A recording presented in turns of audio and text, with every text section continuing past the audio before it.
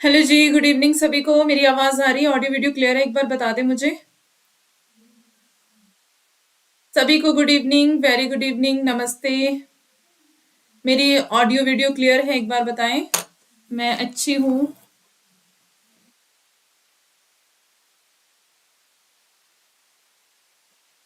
एक बार बता दें मेरी आवाज आप तक पहुंच रही है? मैं दिखाई सुनाई दे रही हूँ?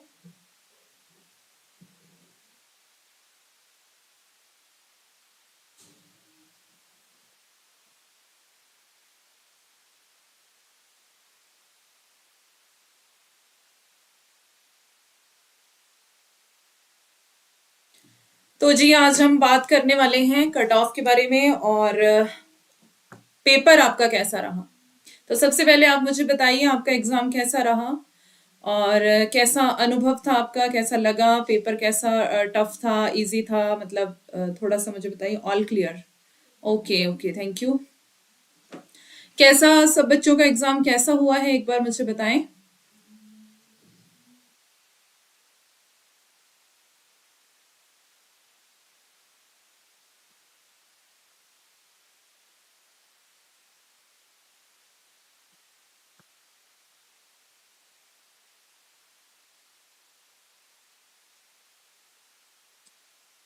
कि तो सबसे पहले हम बात कर लेते हैं टेलीग्राम चैनल के बारे में। हमारा टेलीग्राम चैनल का नाम है जब तक आपका जवाब मुझे आता है। अच्छा था एग्जाम? इजी था, टफ था, मीडियम था, कैसा था? आपने सब पढ़ा था? मैंने आपको पढ़ाया था? वो सब बताइए। ठीक था एग्जाम? बहुत डीपली में पूछा था? Okay okay. तो हमारा टेलीग्राम चैनल है Saroj Hindi filler form. Telegram channel Saroj Hindi filler form. वहां पर आपको जो सारी क्लासेस की नोट्स हैं वहां पर मिलती हैं सरोज हिंदी फिलर फॉर्म के नाम से। और टेलीग्राम ग्रुप है हिंदी फिलर फॉर्म, ठीक है। हिंदी फिलर फॉर्म के नाम से ग्रुप है।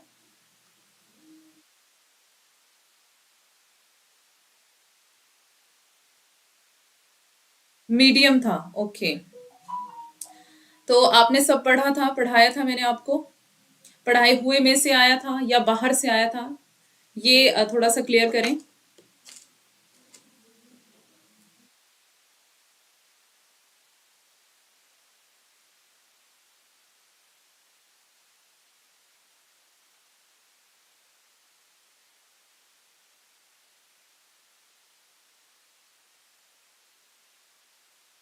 कुछ बहुत इजी था? ओके। जो आपने पढ़ाया था उसी में से था और मॉडरेट था? ओके। देखिए, पढ़ा होता है हमने, लेकिन एग्जाम का जो एग्जाम की जो प्रकृति है, एग्जाम का जो नेचर है वो टफ ही होता है ना। हर बार थोड़ा सा चेंजेस होते ही हैं और होने जरूरी भी हैं। तो चेंजेस बहुत ज्यादा जरूरी हैं, चेंजेस इसलिए होते हैं, है ना। तो एक ही पैटर्न को कभी एग्जाम फॉलो नहीं करता है, थोड़ा थोड़ा पैटर्न चेंज होता रहता है। तो एग्जाम जो था वो थोड़ा सा मुश्किल लग रहा होगा आपको, क्योंकि बहुत ज्यादा डीप सवाल पूछे गए थे और ऑप्शंस जो थे वो कैसे थे। पांच पांच ऑप्शंस आए थे आपके एग्जाम में, है ना। ऐसा ही था ना।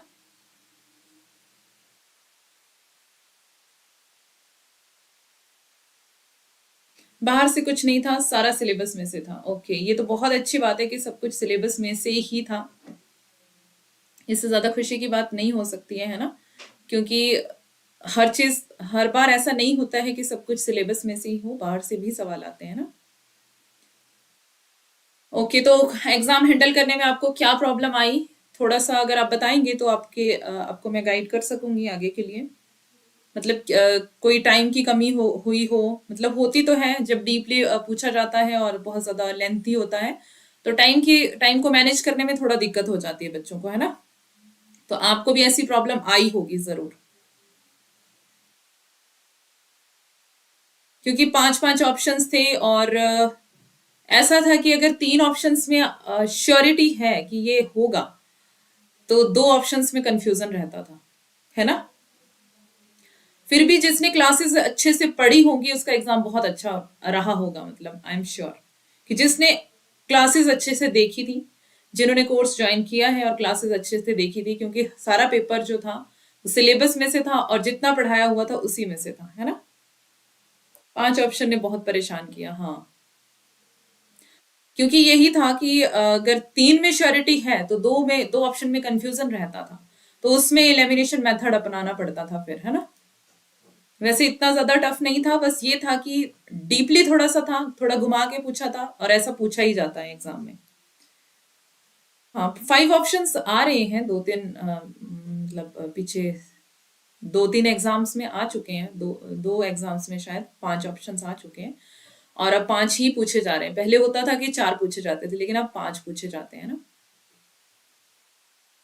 तो कुछ कुछ बच्चों को लेंथी लगा है पेपर, और थोड़ी प्रॉब्लम आई है टाइम मैनेजमेंट में, है ना। और थोड़ा स्क्रॉल करने में प्रॉब्लम आई होगी, जितना मेरी बच्चों से बात हो पाई है। फर्स्ट पेपर में ज्यादा प्रॉब्लम थी, हिंदी वाला ठीक था, ओके। अच्छा, मतलब फर्स्ट पेपर में आपको प्रॉब्लम आई है। फर्स्ट पेपर में क्या टफ था? मैथ रीजनिंग टफ होगा, डीआई टफ होगा, है ना, जो बच्चों को ज्यादातर यही मुश्किल लगता है। अगर अगर आपने क्लासेस अच्छे से देखी हैं तो आई एम श्योर कि आपका पेपर अच्छा हुआ होगा, अगर आपने बहुत ही ध्यान से क्लासेस पढ़ी होंगी, देखी होंगी, है ना। क्योंकि सब कुछ मैंने पढ़ाया हुआ था, 90 to 95% मैंने सब पढ़ाया हुआ था। तो अच्छा है कि उसी में से आया था, अगर आपने अच्छे से क्लासेस देखी होंगी। बाकी फर्स्ट पेपर में थोड़ी दिक्कत रहती है बच्चों को मैथ वाले पोर्शन में। फिर भी अगर आपका सेकंड पेपर अच्छा होता है, अगर आपने सेकंड पेपर का अच्छे से पढ़ा है, तो फिर फर्स्ट पेपर में अगर आपके कम सवाल भी सही होते हैं फिर भी कोई बात नहीं, है ना। मैथ डीआई में प्रॉब्लम थी, ओके। तो चलिए हम बात करते हैं, 1 मिनट रुकिएगा, सॉरी।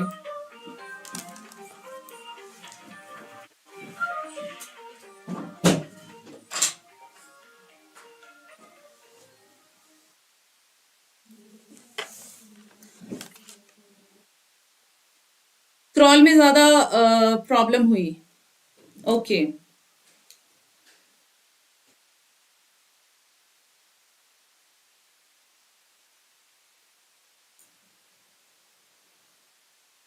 मुझे ऐसा फील हुआ कि नोट्स बनाता तो अच्छा रहता। देखो, ये तो मैं पहले दिन से ही कहती हूँ ना आपको कि नोट्स बनाओ, फिर बच्चों को बहुत टाइम लग जाता है ना, समझने में कि मैम क्या बोल रहे हैं। पहले दिन से मैं आपको ये बोलती थी कि नोट्स बनाओ, नोट्स बनाओ, नोट्स बनाओ। फर्स्ट अटेम्प्ट था अंकिता का, ओके, कोई बात नहीं। तो अच्छा है, अच्छा एक्सपीरियंस रहा होगा, है ना।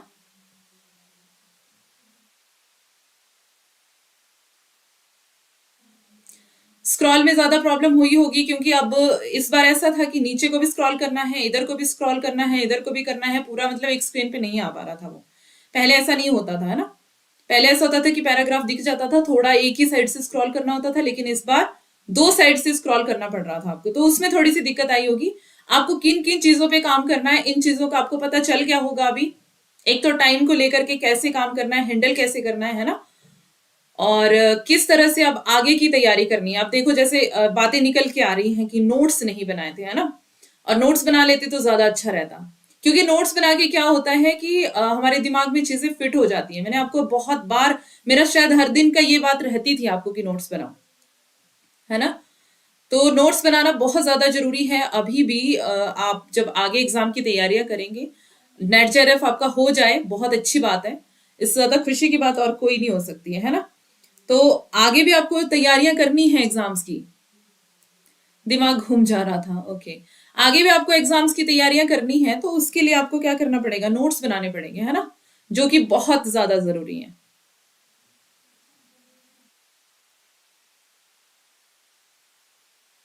स्क्रॉल में बीच वाला काम नहीं कर रहा था, मतलब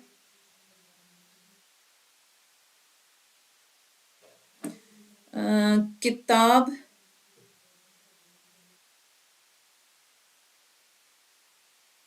किताब बड़ी देखने लगी। अच्छा, फर्स्ट पेपर अच्छा हुआ, ओके। चलिए, कुछ बच्चों का फर्स्ट पेपर खराब हुआ है, कुछ बच्चों का सेकंड पेपर खराब हुआ है, ज्यादातर बच्चों का फर्स्ट पेपर खराब हुआ है ना। तो आगे आपको किस चीज पे तैयार, मतलब किस चीज पे काम करना है आगे? जब आप किसी भी एग्जाम की तैयारी तैयारी कर रहे हैं तो सबसे पहली बात यही है कि आपको नोट्स बनाने हैं, है ना? तो नोट्स बनाने बहुत ज्यादा जरूरी है। तो वो आज से ही आप लिख लो कि नोट्स बनाने ही बनाने हैं, चाहे कुछ भी हो।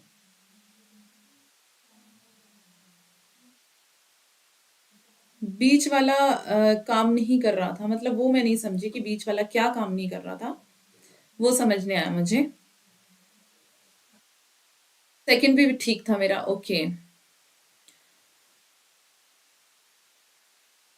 क्लासेस अच्छे से देख के आप नोट्स बनाइए, ये सबसे ज्यादा फायदेमंद होगा आपके लिए, है ना?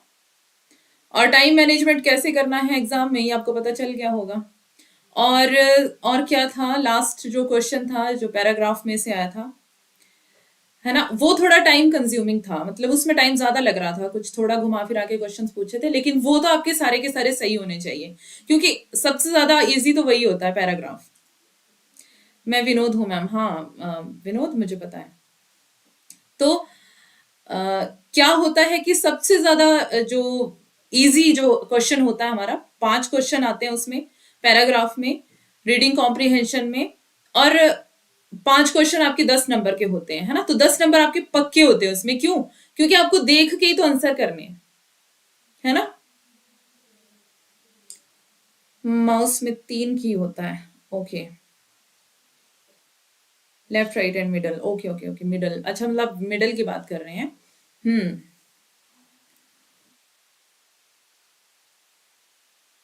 पैसेज अच्छा गया, दोनों ही पेपर के पैसेज, मतलब 20 नंबर्स तो आपके वैसे ही कंफर्म हो जाते हैं अगर आपने अच्छे से किया होगा। सबसे ज्यादा तो यही होता है कि आप पैसेज के लिए टाइम निकालिए, है ना?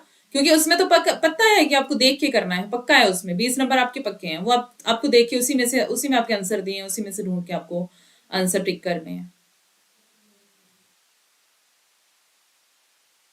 मुझे खुद समझ नहीं आ रहा, ओके।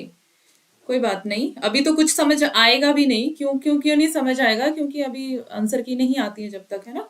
तब तक कुछ कह नहीं सकते हम कि कैसा गया है एग्जाम। पर आपने अपनी तरफ से अच्छा दिया है, अच्छा किया है, 100% दिया है अपना, तो अच्छी बात है ना? आपने मेहनत भी बहुत की थी, पढ़ाई भी बहुत की थी, तो अच्छा ही होगा। दोनों में 30 के होते हैं? अच्छा, 30 के होते हैं, ओके। फर्स्ट पेपर में ज्यादा होते हैं क्वेश्चंस। ठीक ठीक, हाँ, तो 30 नंबर तो आपके इसमें ही पक्के हो जाते हैं, 15 क्वेश्चंस होते हैं, ओके। तो ये तो बहुत अच्छी बात है, सबसे मतलब सबसे पहली बात तो यही है कि रीडिंग रीडिंग कॉम्प्रिहेंशन, है ना? पैराग्राफ पे काम करो थोड़ा। वैसे तो इजी होता है, लेकिन फिर भी थोड़ा काम करना हमें जरूरी होता है, पैराग्राफ में काम करो। उसके बाद आपके जो सवाल ज्यादातर पूछे गए थे यूनिट 5 टू यूनिट 10, है ना? तो उस पे काम करना है। पिछली बार आपने टेक्स्ट नहीं पढ़ा, मैंने क्लास में बहुत बोला टेक्स्ट पढ़ लो, टेक्स्ट पढ़ लो, टेक्स्ट पढ़ लो, लेकिन मेरी बात को सीरियस ज्यादा नहीं लिया गया था। न्यू बैच कब से स्टार्ट होगा? बहुत जल्दी स्टार्ट होने वाला है, अभी जनवरी में स्टार्ट हो जाएगा। ठीक है। सेकंड में 10 और फर्स्ट में 5 होते हैं, ओके, मुझे ध्यान नहीं है ऐसा। अच्छी बात है, 15 मतलब 30 नंबर आपके पक्के हैं, तो ये तो बहुत अच्छी बात है। इस पे थोड़ा सा काम करो, जो पैसेज आपका है ना, उस पे, मतलब जिनका एग्जाम अच्छा नहीं हुआ है, जिनका अच्छा हुआ है उनके लिए तो वेल एंड गुड। और आगे भी आपने एग्जाम्स देने हैं, क्योंकि पैराग्राफ तो हर एक एग्जाम में पूछा ही जाता है ना, ज्यादातर एग्जाम्स में पूछा जाता है। आगे आपने असिस्टेंट प्रोफेसर के लिए तैयारी करनी है, तो उसके लिए भी तैयारी अपनी जारी रखें, और बिल्कुल छोड़े ना, मतलब ये ना सोचें कि अभी हम बस आराम से बैठ गए हैं। नहीं, जब तक आप अपनी मंजिल को हासिल ना कर लो, जब तक आप असिस्टेंट प्रोफेसर ना बन जाओ, छोड़े मत पढ़ना, है ना? पढ़ते रहें, टेक्स्ट पढ़ें। टेक्स्ट ही आया था बस, मतलब ऐसा नहीं है कि टेक्स्ट ही आया था, टेक्स्ट के अलावा भी बहुत कुछ आया था, है ना? तो सवाल हर जगह से था ऐसा नहीं है, लेकिन ये है कि टेक्स्ट से ज्यादा सवाल थे। और एक क्वेश्चन में जैसे 5 ऑप्शन है, तो उसमें 5 5 क्वेश्चन उन्होंने कवर किए हुए थे, है ना? ऐसा नहीं था इस बार की 100 क्वेश्चन ही होंगे, बस वन लाइनर तो एक दो ही पूछा था, ज्यादा तो नहीं पूछा था। और एक ही क्वेश्चन में 5 5 क्वेश्चंस कवर थे, क्योंकि 5 5 ऑप्शंस थे। तो पेपर बहुत ज्यादा लेंथी था, लेकिन आपको हैंडल आपने अच्छे से किया होगा। जिसका नहीं अच्छा हुआ है वो आगे के लिए उस पे काम करे, है ना?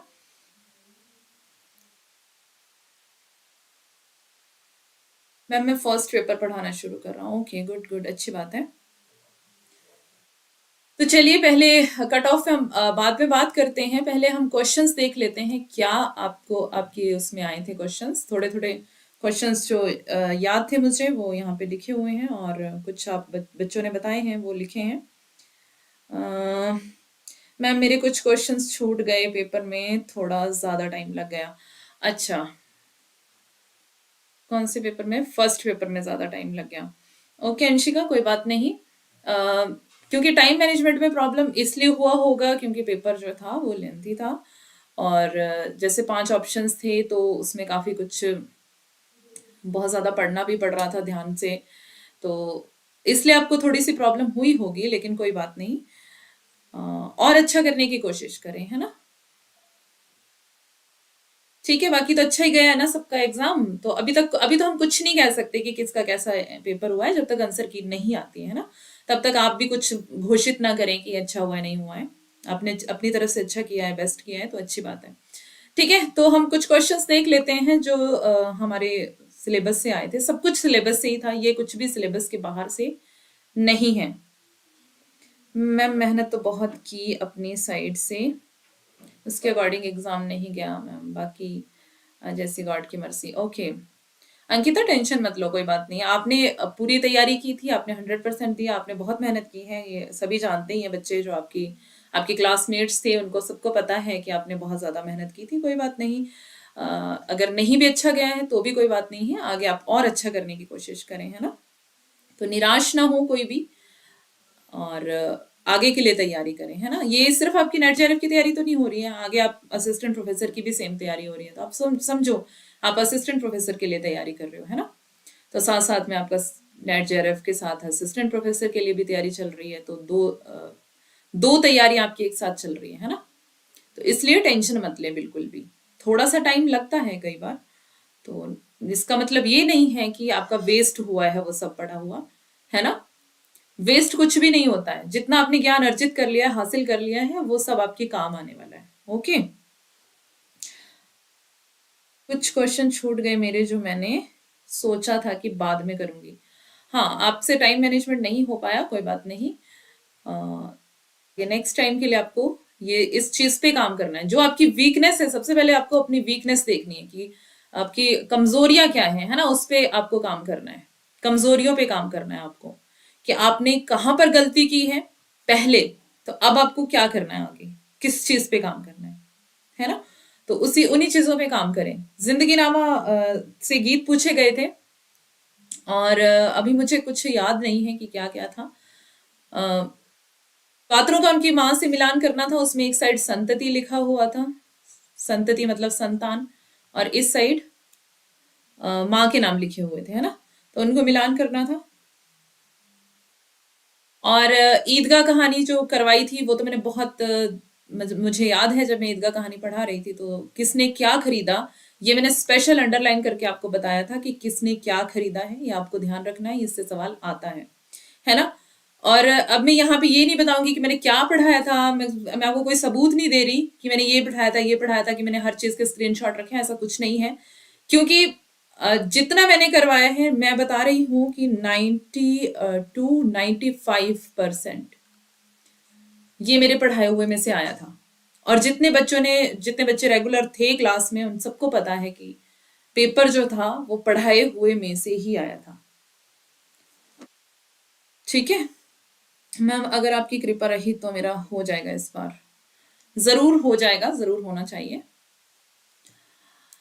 तो आगे है, प्रताप नारायण मिश्र का कथन पूछा गया था, शकुंतला और दुष्यंत के बारे में ये पूछा गया था।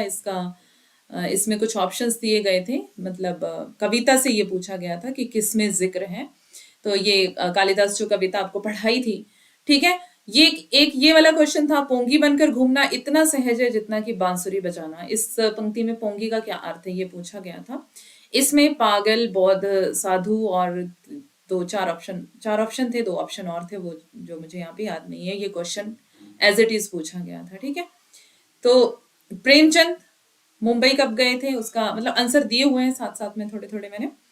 भोले भाव मिले रघुराई, किसने कहा, ये नानक, गुरु नानक का कथन है। किस बारे में है, किसके बारे में है ये, किसान, आपको पता ही है, ये सब करवाया हुआ था। है ना, भाव प्रधान कहानियां शुक्ल वाली बुक पढ़ा रही थी तब करवाया था। ठीक है।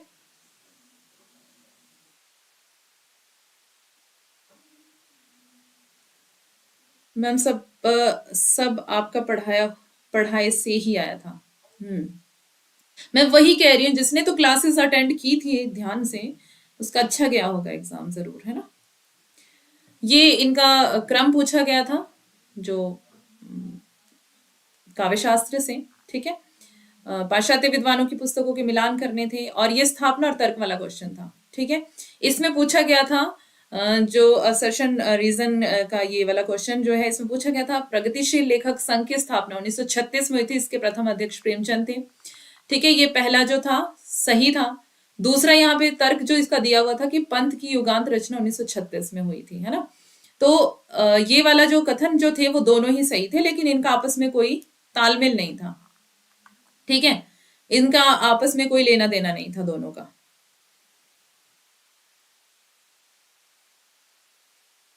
उम्म, किसान वाला सही है, चलो मुबारक हो। ये तो सारा सही है, good good, very good. First paper की चिंता छोड़ो, अगर आपका सेकंड अच्छा हुआ है तो फर्स्ट पेपर की कोई बात नहीं है, मतलब उतनी बात नहीं है, होती है। फर्स्ट पेपर बहुत मैटर करता है, लेकिन सेकंड पेपर अच्छा हुआ है तो कुछ हद तक आप पहुंच सकते हैं अपने मुकाम पर। ठीक है। तो यहाँ पर क्या था, यहाँ पर ऑप्शंस पूछे थे चार, इस सर्शन रीजन वाले स्थापना तर्क वाले क्वेश्चन में ऑप्शन पूछे थे चार। इसमें पूछा था कि ए और आर दोनों सही, ए और आर दोनों गलत, और तीसरा ऑप्शन था कि जो स्थापना सही है और इसकी व्याख्या जो है वो गलत है, इस तरह से था। तो इसकी व्याख्या जो थी वो गलत थी। ठीक है, जो इसका आंसर होना था। ओके। आगे है दिनकर की रचनाएं। ये क्रम से लगानी थी, है ना। ये वाली रचनाएं पूछी गई थी सारी, और रीतिबद्ध कवियों की पंक्तियों का मिलान करना था, और अष्टछाप के कवियों के बारे में मतलब पंक्ति पूछी गई थी अष्टछाप के कवियों की। ठीक है। मुक्तिबोध पर कथन था। ब्रह्म समाज की स्थापना 1828 में हुई थी, यहाँ पे शायद 1882 दिया था ऑप्शन में, जहां तक मुझे याद आ रहा है 1882 ऑप्शन में दिया हुआ था। आगे, राम की शक्ति पूजा कविता की पंक्तियों को क्रम से लगाना था। देखो, राम की शक्ति पूजा मैंने आपको पता नहीं कितनी बार मतलब क्लास में बताई थी, आपका साहस बढ़ाने के लिए, उत्साह बढ़ाने के लिए भी मैंने राम की शक्ति पूजा के बारे में मैं आपको बताती थी कि क्या हुआ था, राम के साथ क्या हुआ था, और राम ने किस तरह से युद्ध को जीता था, है ना। तो ये वाली पढ़ाई भी थी कविता, और इसकी स्टोरी तो मैं आपको बार बार सुनाती रहती थी क्लास में, है ना। तो इसको, ये तो कभी गलत होनी नहीं चाहिए थी, ये आपको पता ही था कि पहले क्या आना था बाद में क्या आना था। ठीक है। अगर आपने फिर भी गलत किया है तो फिर क्या ही कर सकते हैं, लेकिन मैंने इसको बहुत अच्छे से करवाया था। ठीक है। संस्कृति और सौंदर्य निबंध से कथन थे, और आगरा बाजार के गीत थे। आगरा बाजार नाटक से स्कंदगुप्त के कथनों का मिलान करना था, और जो गद्यांश था वो नारी के ऊपर था, है ना। नारी मतलब औरत के ऊपर, की औरत कमाती है लेकिन उसको उतना जो है उतनी इनकम उतना मतलब पैसे नहीं मिलते उसको उसके कमाने के बदले में, है ना। ऐसा ऐसे करके एक जो गद्यांश आपको पूछा गया था। और उसके बाद ये भाषा से दो क्वेश्चन आए थे आपके। एक ये वाला था राजस्थानी वाला, और हिंदी प्रदीप का पत्रिका का संपादन, जो ये तो ये भी मैंने आपको पढ़ाया हुआ था सब कुछ, ये भाषाएं भी पढ़ाई हुई थी, बोलियां पढ़ाई हुई थी, सब कुछ। फर्स्ट में लगभग 30 सही होंगे, अच्छा फिर तो अच्छा स्कोर हो जाएगा। असाध्य वीणा की पंक्तियों को क्रम से लगाना था। असाध्य वीणा कविता बहुत अच्छे से पढ़ाई थी, और वो भी आपको पता था कि कब केश कम्बली ने, प्रियंवद केश कम्बली ने क्या कहा था, है ना। कब उसने गोद में वीणा को रखा, और कब उसने कहा कि मैं तेरा बालक हूं, इस तरह से कुछ कुछ पंक्तियां पूछी गई थी इसमें, है ना। और कौन सी बाद में आनी थी कौन सी पहले, ये भी आपको बहुत अच्छे से मैंने करवाया हुआ था, अगर आपने कविता ध्यान से क्लास, अगर क्लास आपने ध्यान से अटेंड की होगी तब, है ना। ये सारा पेपर आप तभी अटेंड कर पाए होंगे अच्छे से कर पाए होंगे अगर आपने क्लास अटेंड की होगी ढंग से, बस मेरा बार बार यही कहना है। ठीक है। हाँ, मजदूरी पुरुष से कम मिलती है, यस, ये वाला था। अमृतसर आ गया कहानी में कौन सा स्टेशन आने के बाद हिंदुओं में हलचल सी होने लगी थी, तो वजीराबाद इसका आंसर था। अमृतसर आ गया कहानी की घटनाएं क्रम से लगानी थी, और कहानियां भी आपको बहुत सब पढ़ाई थी मैंने। उसने कहा था कहानी में कौन सा कथन सत्य है, ये पूछा गया था। और प्रेमचंद ने अपनी कौन सी दो पत्रिकाओं को बचाने के लिए फिल्मों में निर्देशन किया था, इसका आंसर होना था जागरण और हंस। इसमें भी 4 ऑप्शंस दिए हुए थे। प्रेमचंद घर में जीवनी से जो है वो 2 क्वेश्चन पूछे गए थे इस बार आपके एग्जाम में, ठीक है। और उसके बाद ये वाला गोदान से पूछा गया था, मेहता जब भाषण देता है तो कौन सा पात्र जो है उसका प्रतिवाद करता है, इसका आंसर सरोज, और मालती की बहन थी सरोज। ये मेरा सही है, ओके। एक गोदान से ही ओंकारनाथ का कथन भी आया हुआ था ना, ओंकारनाथ का कौन सा कथन था मुझे याद नहीं है अभी। अंधेरे में, अगर आपको याद है तो आप बता सकते हैं। अंधेरे में कविता में किन महापुरुषों का जिक्र आया था, ये वाला क्वेश्चन मुझे याद है, मैराथन क्लास में यूट्यूब पे क्लास हुई थी, उसमें मैंने ये वाला क्वेश्चन पूछा था, आपको करवाया था, ठीक है। अगर आपको याद होगा तो, अगर आपने मतलब याद होगा तो आपने सही किया होगा जरूर। राहुल सांकृत्याय ने सबसे बड़ा कवि किसे माना है, तो इसका आंसर स्वयंभू होना था, आपने सरह पर लगाया होगा तो गलत लगाया होगा, ठीक है। तो सबसे बड़ा कवि और पहला कवि, सरहपा को पहला कवि माना है इन्होंने, राहुल सांकृत्यायन ने। ये मैंने आपको करवाया हुआ था, सरहपा पहला कवि। और सबसे बड़ा कवि स्वयंभू पूरे हिंदी साहित्य का, ठीक है। ये मेरा सही था, ओके ओके ओके। अब सबको खुशी हो रही है ना। निम्नलिखित में से कौन शौर सैनी अपभ्रंश में नहीं है, तो इसमें पूर्वी हिंदी आना था। साधारणी, सॉरी ये गलत टाइप हो गया है, साधारणीकरण की व्याख्या को आपस में मिलान करना था। और यहाँ पे भट्टनायक, शुक्ल और नगेंद्र के कथन, और कबीर की कविता से कुछ शब्द का अर्थ पूछा गया था, उसमें क्या था वो, क्या था वो, बाजंतरी, बाजंतरी करके था शायद, है ना, किसी को याद है? बाजंतरी करके कुछ था शब्द, यही था ना जो पूछा गया था।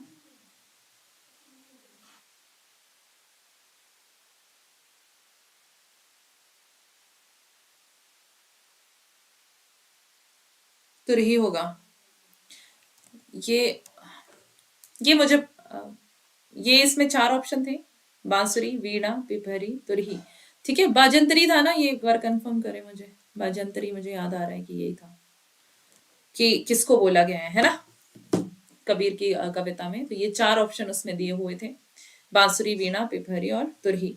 जिस तरह कहानी जिंदगी का एक अंश मात्र ही होती है, इस तरह यह भी मेरी जिंदगी का टुकड़ा मात्र ही है। ये भी मैंने जब मैं यूनिट 10 आपको करवा रही थी, ये क्वेश्चन करवाया था उसमें, ठीक है।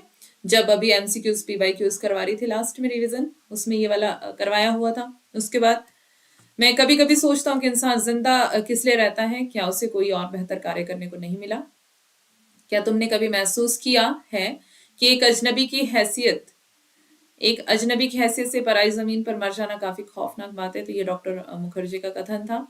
परीक्षा गुरु उपन्यास के प्रकरणों को क्रम से लगाना था, और इसमें पूरे जो थे 41 प्रकरण थे। उसके बाद ये वाले जो पूछे गए थे इसमें, ठीक है। उसके बाद सतपुड़ा के जंगल से पूछा गया था। सतपुड़ा के जंगल, जब मैं पढ़ा रही थी कविता, मैंने आपको बताया था, इन इन वनों के खूब भीतर 4 मुर्गे 4 तीतर। तो ये वाला भी क्वेश्चन पीछे एग्जाम में पूछा गया था कि किन किन का जिक्र है उसमें, मुर्गे, तीतर, हाथी, घोड़े, ऐसे करके ऑप्शंस दिए हुए थे उसमें, है ना। तो अगर कविता ढंग से पढ़ी होगी तो जरूर उसको सही किया होगा, है ना, उस समय। लेकिन इस बार इससे क्वेश्चन डिफरेंट आया था। इस बार इसी कविता से क्वेश्चन था, लेकिन अलग क्वेश्चन था कि किस जनजाति का वर्णन है। तो ये भी मैंने अच्छे से आपको पढ़ाया हुआ था कि गोंड जनजाति का इसमें वर्णन किया गया है, ठीक है। तो जब भी मैं आपको कविताएं मैंने जो पढ़ाई थी, तो मैंने आपको ये बात बार बार बोली थी कि कविताएं पढ़ के जाना, क्योंकि कविताओं से पंक्तियां पूछी जाती हैं। और कविताएं ध्यान से पढ़ के जाना, टेक्स्ट पढ़ लेना। बहुत बार मैंने आपको ये बोला था, क्योंकि टेक्स्ट पढ़ाना जो था वो पॉसिबल नहीं था, सारा सारा टेक्स्ट पढ़ाना क्लास में। लेकिन इस बार हम टेक्स्ट पे काम करेंगे, ठीक है। टेक्स्ट के साथ साथ बाकी चीजों पर भी, बुक्स पर भी काम करेंगे।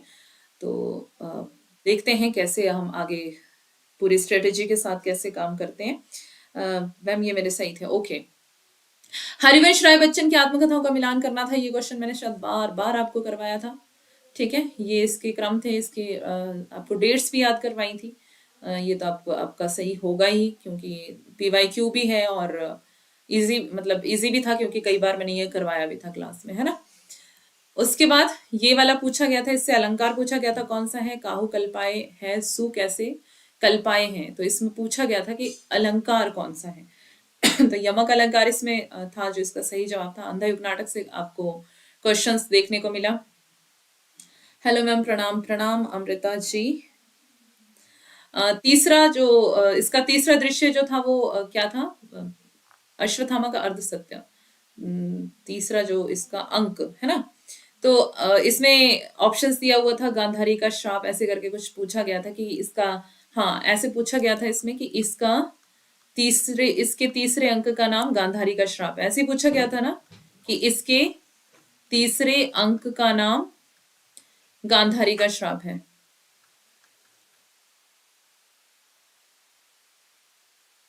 ये पूछा गया था, और इसको सही बताना था कि ये सही है या गलत है ना।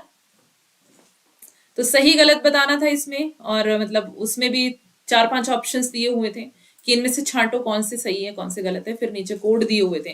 पहले तो 5 ऑप्शंस, है ना, 3 4 5 ऑप्शंस, और उसके बाद कोड, इतने सारे ऑप्शंस थे इस बार। पहले तो 5 ऑप्शंस और फिर उसमें से भी कोड छांटो, चार चार तो कोड दिए होते थे, है ना। तो 5 और 4, 9 ऑप्शंस बन रहे हैं आपके पूरे। इस तरह का मतलब थोड़ा चेंजेस था कि बहुत ज्यादा ऑप्शंस डाले हुए थे और थोड़ा सा लेंथी हो गया था, उसकी वजह से पेपर, क्योंकि पढ़ने में कोड मैच करने में टाइम लग रहा था, है ना। तो थोड़ी सी दिक्कत हुई होगी, लेकिन इस बार आपको इन चीजों पे काम करना है। Good evening Ravindra. मैम इस बार हम लोग टेक्स्ट पे ज्यादा ध्यान देंगे, बुक्स रीड करेंगे, स्टोरी के बीच में से आप हम लोगों से क्वेश्चंस करना। हाँ, ये मैंने सोचा है कि अभी हम डेमो क्लासेस हमारी शुरू होने वाली है यूट्यूब पर, तो हम उसमें यही करेंगे, टेक्स्ट पढ़ेंगे और टेक्स्ट में से जितना भी इंपॉर्टेंट चीजें होंगी वो मैं आपको अंडरलाइन करवा दूंगी, लिखवा दूंगी, और आपको नोट्स बनाने हैं साथ में, है ना।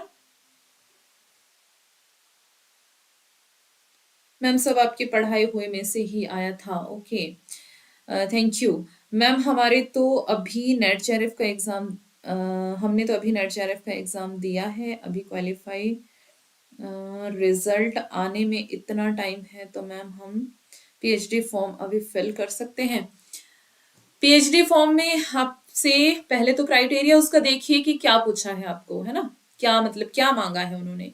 उनका क्राइटेरिया रहता है कि आपका तब तक नेट जेआरएफ हो गया है या नहीं हो गया है, या वो मास्टर्स बेस पे है आपका पीएचडी का, वो आप देख लीजिए कि आप उसके लिए एलिजिबल हैं या नहीं है। पहले तो एलिजिबिलिटी उसकी चेक कीजिए आप, ठीक है। ये आते तो सारे क्वेश्चंस थे, बट ऑप्शन की वजह से कंफ्यूज हो गए थे। हाँ मैं कह रही हूँ ना, 9 ऑप्शंस आपको आए होंगे पेपर में, तो नेचुरल सी बात है आपका कंफ्यूजन बनता था, है ना। कोई बात नहीं, टेंशन मत ले। अगर एनटीए टफ कर रहा है तो आपको उसी हिसाब से तैयारी करनी है ना। तो हम मतलब हम सब मिलके करेंगे, आपको अकेले नहीं करना है, हम मिलके उस हिसाब से तैयारी करेंगे, ठीक है। हाँ पीएचडी कर सकते हैं, लेकिन क्राइटेरिया देखिए, क्योंकि अलग अलग यूनिवर्सिटीज का अलग अलग क्राइटेरिया रहता है, कुछ मास्टर्स बेस पे होता है, कुछ नेट जेआरएफ बेस पे होता है, और कुछ कहते हैं कि आपका नेट जेआरएफ क्लियर होना चाहिए फॉर्म भरने से पहले, तो उसका क्राइटेरिया पहले आप चेक करो कि उसमें मांगा क्या है, ठीक है। अगर आप एलिजिबल हैं उसके लिए तो आप भर सकते हैं। कब से है डेमो क्लास? अभी बस जनवरी में स्टार्ट हो जाएगी, अभी थोड़े से दिन हैं, क्योंकि फेस्टिवल्स भी आ रहे हैं, क्रिसमस है और थोड़ा सा ये न्यू ईयर का भी है, तो बस जल्दी ही स्टार्ट हो जाएगा। लेकिन आप बिल्कुल भी फ्री मत बैठे, है ना। अब क्या करें, आपको जितना भी मटेरियल मिल रहा है ना गूगल से, पढ़ना शुरू करें। उपन्यास, कहानियां, नाटक। कहानियां मैं आपको बहुत बार बोला है, सबसे पहले कहानियां निपटा लो पढ़ के। बहुत 21 कहानियां आपके सिलेबस में, हो सकता है अभी सिलेबस चेंज हो, कुछ कह नहीं सकते, लेकिन आपको पढ़ाई तो जारी रखनी है, क्योंकि आपको पूरा हिंदी साहित्य आना चाहिए। चेंज भी हो जाएगा तब भी आपको हिंदी साहित्य आना चाहिए, है ना। सिर्फ मैं नेट जेआरएफ के लिए नहीं कह रही हूँ, आगे आने वाले एग्जाम्स के लिए, असिस्टेंट प्रोफेसर बनने के लिए आपको सब कुछ आना चाहिए। तो मत सोचो कि सिलेबस चेंज हो जाएगा तो हम इसको क्यों पढ़ें, है ना। वो आपके काम का ही है सब कुछ। जितना पढ़ लोगे, जितना ज्ञान ले लोगे, जितना ज्ञान हासिल कर लोगे, अर्जित कर लोगे, वो सब आपके काम आएगा, क्योंकि पढ़ा हुआ और ज्ञान इकट्ठा किया हुआ कभी व्यर्थ नहीं जाता है, वो आपके काम आएगा ही आएगा, ठीक है। तो आप क्या करें, इस बार फर्स्ट पेपर इजी लगा ज्यादा, ओके। मास्टर पे ही है, मास्टर पे ही है तो भर लो, तब तो अच्छी बात है। है ना। अगर मास्टर्स बेस पे है तब भर लेना है आपको, ठीक है।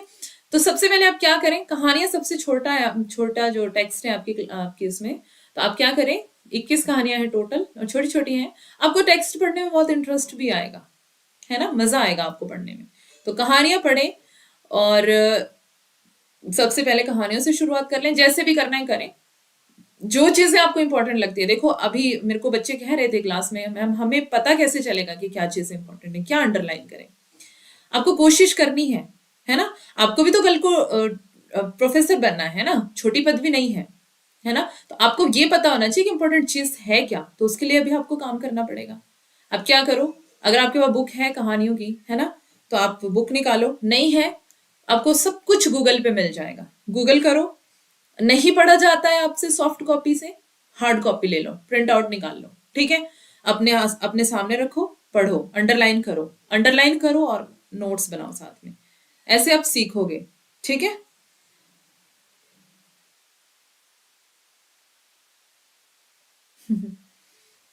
हाँ, स्नेहलता नया स्टूडेंट है। मुझे लगता है चेंज हो चुका है, न्यू डाउनलोड करना पड़ेगा शायद। अभी कोई ऐसी अपडेट नहीं आई है, ऐसी अभी कोई अपडेट नहीं आई है कि चेंज हो चुका है सिलेबस। बाकी आपको अपडेट दे दिया जाएगा अगर चेंज हुआ होगा तो। साहित्य का इतिहास पढ़ लो। हाँ, साहित्य का इतिहास नहीं बदलेगा। अगर आपको सिलेबस चेंज होने की टेंशन है तो आप 1 to मतलब 1 से 4 यूनिट तक पढ़ लो, या हिंदी साहित्य का इतिहास तो पढ़ ही लो, ठीक है। हिंदी साहित्य का इतिहास तो पढ़ ही लो। भाषा भी चेंज नहीं होगा, मतलब बहुत सारी चीजें हैं जो चेंज नहीं होंगी, बट आप हिंदी साहित्य का इतिहास पढ़ लो, ठीक है। नगेंद्र वाली बुक पढ़ लो, बुक्स पढ़ो, अगर आपने टेक्स्ट नहीं पढ़ना है बुक्स पे काम करो। नगेंद्र वाली बुक पढ़ो, बच्चन वाली बुक पढ़ो, और रामस्वरूप चतुर्वेदी वाली बुक पढ़ो, ठीक है। और कौन कौन सी है, काव्य शास्त्र अगर आपका कमजोर है, काव्य शास्त्र पे के ऊपर पढ़ लो, निशा अग्रवाल की पढ़ लो। और अगर आपका भाषा कमजोर है तो भाषा पे काम करो, मतलब हिंदी साहित्य का इतिहास पढ़ो ज्यादा, मतलब जितना मेरा मानना है। बट ये पढ़ो, नगेंद्र वाली बुक पढ़ लो, शुक्ल वाली पढ़ लो, ठीक है। बाकी अगर नहीं समझ में आ रहा है, क्लासेस रिपीट कर लो, पीछे क्लासेस आपको हैं, आपके आप अवेलेबल हैं, ऐप पर भी हैं, और कुछ क्लासेस यूट्यूब पर भी हैं, है ना, तो आप वहां से देख सकते हो। भाषा के 2 क्वेश्चन आए थे अंशिका, ऐसा कैसे हो सकता है। व्याकरण पढ़ लो।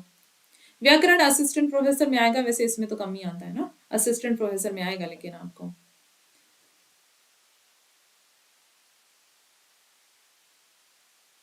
हम्म। भाषा के 2 क्वेश्चन आए थे, भाषा ही कहते हैं उसको, जो बोलियां आपसे पूछी गई थी वो भी भाषा में ही आता है ना। जो आपसे बोलियां पूछी गई थी वो भाषा में ही आता है, ओके। जो राजस्थान वाली बोलियां आपको पूछी गई थी, एक और भी क्वेश्चन था, इनमें से कौन सी जो है अपभ्रंश, अपभ्रंश को लेकर के एक क्वेश्चन पूछा गया था। काव्य शास्त्र में वो क्वेश्चन दिए जिनकी ओर कम ध्यान जाता है। तो एग्जाम ऐसा ही होता है ना, जहां पे आपका ध्यान नहीं जाएगा वहीं से तो एग्जामिनर आपको पूछेगा। अमृतसर आ गया से भी क्वेश्चन, हाँ जी, अमृतसर आ गया से भी क्वेश्चन था, याद आ गया, ओके। तो ये आपको पूछा गया था ये वाला कि इसमें से तीसरे अंक का नाम क्या है। गांधारी का श्राप है इसके, इसमें तीसरे अंक का नाम। तो इसमें सही है गलत है, आपको कोड में मैच करके उसको चूज करना था, है ना, ऐसे था। उसके बाद इसमें कितने अंक है ये भी पूछा गया था, कि इसमें 6 अंक, ऐसा कहा गया था कि इसमें 6 अंक है, तो उसमें भी आपको सही गलत बताना था, ठीक है। उसके बाद कामायनी की रचना करने के लिए जयशंकर प्रसाद किससे सहायता लेते हैं, ना, किससे सहायता लेते हैं जयशंकर प्रसाद। शतपथ ब्राह्मण, भागवत, छांदोग्य उपनिषद, ऋग्वेद। मुझे अच्छे से याद है जब मैं ये कामायनी पढ़ा रही थी तो ये वाला पॉइंट आपको मैंने अंडरलाइन करवाया था, ठीक है। ये सब करवाया हुआ था क्लास में आपको, सरदार पूरण सिंह के बारे में, रामचंद्र शुक्ल, विद्यानिवास मिश्र, ये सीक्वेंस में लगाने को था, तो ये आपको पता ही होगा, किया होगा आपने अच्छे से, है ना। शौर सेनी बोली कौन थी। हम्म। कुछ अपभ्रंश पूछा था, 2 क्वेश्चन आए थे भाषा से। भारत दुर्दशा का जो प्रकाशन है, यहाँ संवत में पूछा था, देखो इसमें कंफ्यूजन हुआ होगा आपको, है ना, जिसने ध्यान नहीं दिया होगा इसमें संवत में। इसका 5वां अंक किताब खाना है। इसका जो इसमें बताया हुआ था कि इसका 5वां अंक कौन सा है ना, ऐसे करके क्वेश्चन पूछा था। ये पूछा था डॉक्टर भीमराव अंबेडकर ने पीएचडी किस यूनिवर्सिटी से किया था। आप नोट्स में जाके अपनी क्लासेस में पीछे जाके देख सकते हैं, ये क्वेश्चन मैंने आपको करवाया था। ठीक है, कोलंबिया विश्वविद्यालय, अच्छे से मुझे याद है कि मैंने ये करवाया हुआ है सब कुछ आपको, कुछ भी ऐसा नहीं है जो नहीं करवाया। हो सकता है दो चार क्वेश्चन ऐसे होंगे जो मैंने पूरे पेपर में से आपको नहीं करवाए थे, बाकी आपको सब कुछ करवाया हुआ था अगर आपने क्लासेस अच्छे से देखी तो, है ना। तो अभी भी जिनको आगे तैयारी करनी है वो पिछली क्लासेस, आप जब तक हमारा बैच स्टार्ट नहीं हो रहा पिछली क्लासेस रिपीट कर सकते हैं, नोट्स बना सकते हैं आप। ठीक है, आगरा बाजार से क्वेश्चन आया था। हाँ जी, जनता की चित्तवृत्ति के बारे में ये पूछा था, है ना, कि कौन सा नहीं है। ये देखो, ये क्लास मैंने यूट्यूब पे ही की थी, शुक्ल वाली बुक का पहला वेरी फर्स्ट पेज, पहला ही पेज मैंने ये करवाया हुआ है आपको। ठीक है, इसमें से आपको एक एक शब्द लाइन बाय लाइन मैंने आपको शुक्ल वाली बुक पढ़ाई है, उसमें से ये क्वेश्चन आया हुआ था। और इसमें सांस्कृतिक नहीं होना था, धार्मिक, राजनीतिक और क्या था वो तीसरा ऑप्शन इसमें, तो सांस्कृतिक नहीं आना था इसमें। ठीक है, क्या है, रस तरंगिनी, रस तरंगिनी, हाँ काव्य शास्त्र से पूछा गया था, रस तरंगिनी। कुमारपाल प्रतिबोध की रचना पूछा था कौन सी है, सोमप्रभ किसकी है, सोमप्रभ सूरी। ये वाला पूछा गया था, ये वाली जो परिभाषा है, सूत्र है, शक्ति, कवित्व, बीज रूप, संस्कार विशेष, आचार्य मम्मट का ये था। उसके बाद पिता कहानी से क्वेश्चन पूछा गया था कि लंबे समय से कौन से दो ग्रंथ पढ़ रहा था पिता। इसका आंसर होना था रामायण और गीता। एशिया के हरे भरे धर्म जैसे ही वे पश्चिमी विज्ञान की वास्तविकताओं के संपर्क में लेके ढेर मात्र रह जाते हैं, पश्चिमी विज्ञान की ओर जाते हैं। ये पूरा जो इसका कथन था पूरा याद नहीं है मुझे, हंटर का था। ठीक है, उसके बाद यह नाटक इस अर्थ में समकालीन है कि यह किसी भी समय के अनन्य अनाचार, भ्रष्टाचार, विवेक शून्यता और मनमाने पर प्रकाश डालता है ना, रोशनी डालता है या फिर प्रकाश डालता है। तो ये सत्य प्रकाश मिश्र। उसके बाद पंक्तियों का कविता से मिलान करना था। बन सके तो धसो इनमें धस ना पाती हवा जिसमें, है ना, ये वाला सतपुड़ा के घने जंगल से पूछी गई थी पंक्ति। उसके बाद प्रिय प्रवास, रश्मिरथी, और मतलब हर एक जगह से सवाल पूछे गए थे आपको, पूरे पूरे पूरे यूनिट से आपको सवाल पूछे गए थे, क्योंकि पूरा सिलेबस जो है उसमें कवर किया गया था। 5 ऑप्शंस थे और 5 ऑप्शंस ABCD ऐसे करके आपको ऑप्शन पूछे गए थे, D और E तक थे। उसके बाद फिर कोड थे, कोड, और इसमें भी ABCD इस तरह से आपको क्वेश्चन इस बार, ऑप्शन इस बार पेपर में देखने को मिले हैं, है ना। तो आपको इसी में से कोड चूज करने थे, जो कि आपने कर लिए होंगे अच्छे से। बीन भी हूं तुम्हारी रागिनी भी हूं, मुझे अच्छे से याद है जब मैं ये कविता आपको पढ़ा रही थी उस दिन भी मैंने आपको ये बोला था कि कौन सा शब्द इसमें आ रहा है, कौन सा नहीं आ रहा है, वो आपको ध्यान रखना है ना। कुलहीन प्रवाहिनी, अखंड सुहागिनी हूँ, सुनहली दामिनी भी हूँ, स्मित चांदनी भी हूँ, ये चारों ऑप्शन इसमें आने थे। जो इससे अलग था वो ऑप्शन इसका कट हो जाना था। ठीक है, तो ये भी मैंने आपको बताया था कि इन शब्दों को ध्यान रख लेना कि महादेवी वर्मा ने क्या शब्दों का यूज किया है इसमें। कुलहीन प्रवाहिनी, अखंड सुहागिनी और सुनहली दामिनी, स्मित की चांदनी, ये सारी चीजें मैंने आपको क्लियर की थी उस टाइम कविता पढ़ाते समय। ठीक है, आप क्लासेस रिपीट करके देख सकते हैं। यह संसार का जातीय धर्म है कि जो वस्तु हमारे आसपास है उन्हीं पर हमारी बुद्धि दौड़ती है। फारस, अरब और इंग्लिश देश के कवि जब संसार की अनित्यता वर्णन करेंगे तो कब्रिस्तान का नक्शा खींचेंगे, क्योंकि उनके यहाँ शमशान होते ही नहीं है। तो ये प्रताप नारायण मिश्र की पंक्ति थी। तो इतना ही हमारा सिलेबस था, जो मतलब जो एग्जाम में कुछ क्वेश्चंस जो याद थे वो पूछे गए थे। ठीक है, बाकी आपको याद होंगे। अब हम बात कर लेते हैं कट ऑफ पर। मुझे अपनी कमजोरी समझ में आ गई है अब। ओके, तो आपको अपनी कमजोरी समझ में आ गई, इससे ज्यादा अच्छी बात कुछ भी नहीं है। अपनी कमजोरियों पे काम करें, ठीक है, जहां पर आपने गलती की है उस पे काम करें, और आगे के लिए आप अपने आप को मतलब उस चीज पर काम करके अपने आप को ठीक करें कि आपको आगे कैसे कितनी मेहनत किस उसमें करनी है, किस फील्ड में करनी है ना, तो वो आपको ध्यान रखना है। अभी हम बात कर रहे हैं कट ऑफ पर। ये जो ऊपर वाली परसेंटेज है JRF और असिस्टेंट प्रोफेसर दोनों की है, जो नीचे वाली है वो सिर्फ असिस्टेंट प्रोफेसर यानी कि नेट की है ना। तो ये नेट और ऊपर वाली जेआरएफ, तो ये पूरा 2022, 20 और 19 का यहाँ पे मैंने रखा हुआ है। ठीक है, चार ही ऑप्शन थे, कहाँ थे चार ऑप्शन? चंद्रगुप्त नाटक के दृश्य भी पूछे थे, अच्छा चंद्रगुप्त नाटक के दृश्य पूछे थे, ओके।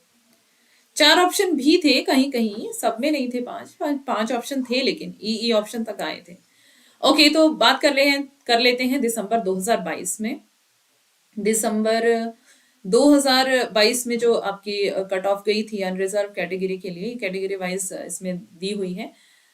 90 मतलब परसेंटाइल में है, यहाँ से पूरी परसेंटाइल में स्टार्ट होती है आपकी, क्योंकि दो शिफ्ट में एग्जाम है तो नॉर्मलाइजेशन होता है और फिर परसेंटाइल में आपकी आती है कट ऑफ, है ना। तो लेकिन इस बार ऐसा नहीं होने वाला, इस बार आपकी परसेंटेज में आएगी, क्योंकि एक ही शिफ्ट में एग्जाम हुआ है तो परसेंटेज में आएगी। एक टोकरी भर मिट्टी से पूछा था, हाँ वो तो मैं भूल ही गई। एक टोकरी भर मिट्टी से पूछा था कि उन्होंने जो बुढ़िया थी वो मिट्टी किस लिए लेकर के गई थी, चूल्हा बनाने के लिए लेके गई थी ना। तो वो कहती है ना कि मैं चूल्हा बनाना है मुझे, अपनी मेरी पोती है जो खाना नहीं खा रही है, तो मैंने सोचा कि मैं क्या करती हूँ, वहां से मिट्टी उठाती हूँ और झोंपड़ी से, और फिर उसका चूल्हा बनाती हूँ, हो सकता है वो खाना खा ले। ठीक है, मैंने कहानी पढ़ाई है और अच्छे से पढ़ाई है, आपने इसका सही किया होगा जरूर।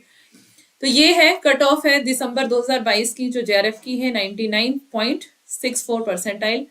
ये है अनरिजर्व कैटेगरी। फिर ईडब्ल्यूएस की इतनी है 99.33, और ओबीसी की गई है 98.96, एससी के लिए 96.39 और एसटी के लिए 95.80, और जो नेट वाला है उसके लिए 97.18 ये, और ईडब्ल्यूएस के लिए 92.70, ये ओबीएस के लिए है 92.42, और एससी वालों के लिए 84.30, और एसटी के लिए 80.08।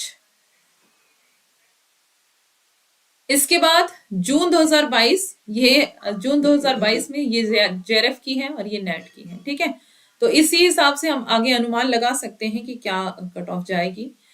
ठीक है, तो जून 2022 में जो थी वो 99.27 जो थी जेआरएफ के लिए, और 96.82, तो इतनी कम रहती है, 2-3 परसेंटाइल नीचे है नेट के लिए और 2-3 परसेंटाइल ऊपर है जेआरएफ के लिए, आप हर उसमें देख सकते हैं।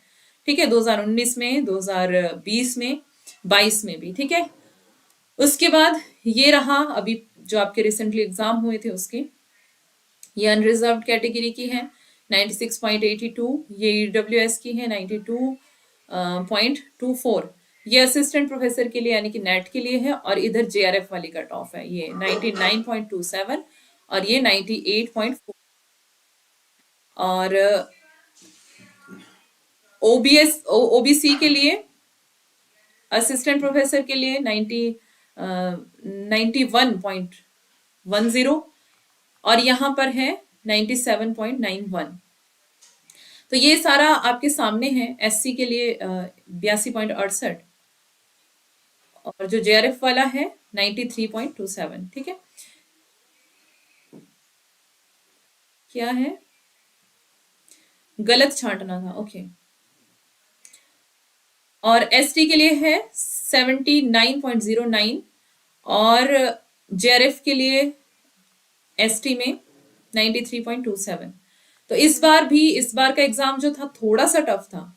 ठीक है, थोड़ा सा मुश्किल था क्योंकि ऑप्शंस ज्यादा थे, पेपर लेंथी था, है ना।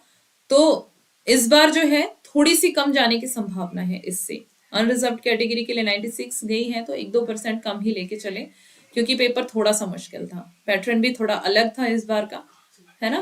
तो सवाल इस तरह से पूछे गए थे कि कविताओं की पंक्तियां जो थी वो सीक्वेंस में लगानी थी, तो उसमें बच्चों को बहुत ज्यादा मुश्किल हुई है, क्योंकि वो थोड़ा सा मुश्किल काम था, और जो ऑप्शंस इतने ज्यादा थे, तो इलेमिनेशन जो मेथड था वो भी कहीं कहीं काम नहीं कर रहा था, है ना। तो थोड़ा सा मुश्किल था, तो इससे थोड़ा कम ही जाएगी, 1-2 पॉइंट नीचे ही जाएगी कट ऑफ। तो डरे मत आप, आपका अच्छा होगा, बेस्ट होगा। ठीक है, और अगले एग्जाम की तैयारी करें, मतलब नेट जेआरएफ के लिए भी तैयारी कर रहे हैं आप, तो असिस्टेंट प्रोफेसर के लिए भी साथ में तैयारी करते रहें। सबसे जरूरी बात है कि नोट्स बनाएं, जो सबसे ज्यादा जरूरी है, नोट्स बनाएं। नोट्स जो है आपके अभी तो काम आएंगे ही, बाद में भी आपके काम आएंगे, हमेशा आपके काम आएंगे, है ना। हम्म। तो आई होप आपको समझ आ गया होगा। अगर किसी का अभी तक कोई सवाल है, कुछ पूछना है, कुछ कहना है, कुछ क्लियर करना है तो आप बोल सकते हैं, अदरवाइज फिर हम चलते हैं, क्लास को एंड करते हैं।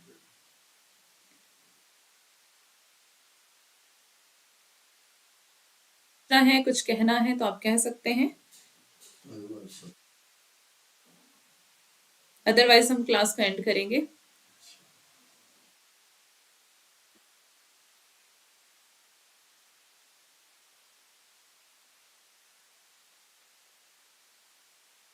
चलिए मिलते हैं फिर नए बैच में, और नया बैच आपका जनवरी में स्टार्ट होने वाला है। तब तक आप टेक्स्ट पढ़ते रहें, और टेक्स्ट पढ़ के अंडरलाइन करके नोट्स बनाते रहें टेक्स्ट, और साथ में हिंदी साहित्य का इतिहास पढ़ें, शुक्ल वाली बुक पढ़ लें, नगेंद्र वाली पढ़ लें, है ना। किताबें आप जितनी ज्यादा पढ़ेंगे उतना आपको फायदा है।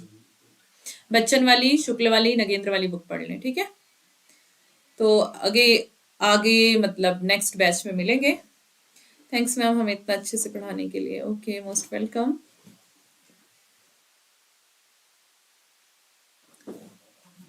चलिए बाय बाय सबको, take care to all of you.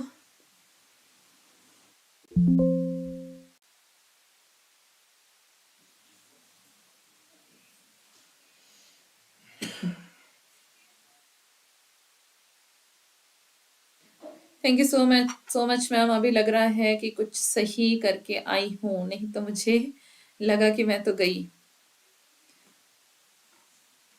मेरे पास कुछ नहीं है कहने के लिए, इसलिए चुप हूँ। ओके, चलिए सबको बाय बाय।